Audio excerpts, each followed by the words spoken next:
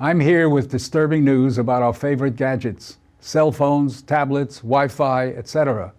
Putting it bluntly, they are damaging the living cells in our bodies and killing many of us prematurely. I'm Dr. Martin Blank from the Department of Physiology and Cellular Biophysics at Columbia University.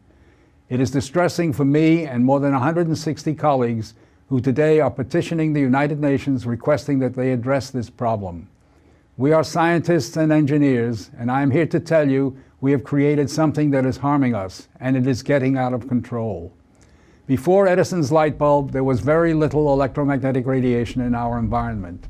The levels today are very many times higher than natural background levels and are growing rapidly because of all the new devices that emit this radiation.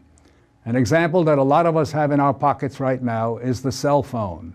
One study shows that as cell phone usage has spread widely, the incidence of fatal brain cancer in younger people has more than tripled. We are putting cellular antennas on residential buildings and on top of hospitals where people are trying to get well. Wireless utility meters and cell towers are blanketing our neighborhoods with radiation.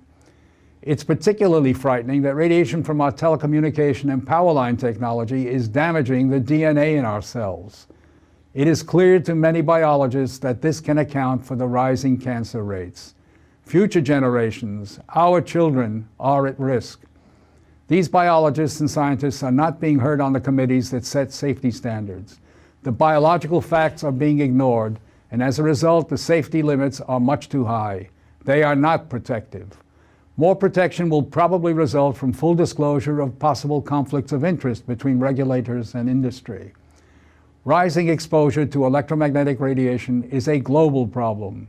The World Health Organization and international standard-setting bodies are not acting to protect the public's health and well-being. International exposure guidelines for electromagnetic fields must be strengthened to reflect the reality of their impact on our bodies, and in particular, on our DNA. Although we are still in the midst of a great technological transformation, the time to deal with the harmful biological and health effects is long overdue. We are really all part of a large biological experiment without our informed consent. To protect our children, ourselves, and our ecosystem, we must reduce exposure by establishing more protective guidelines.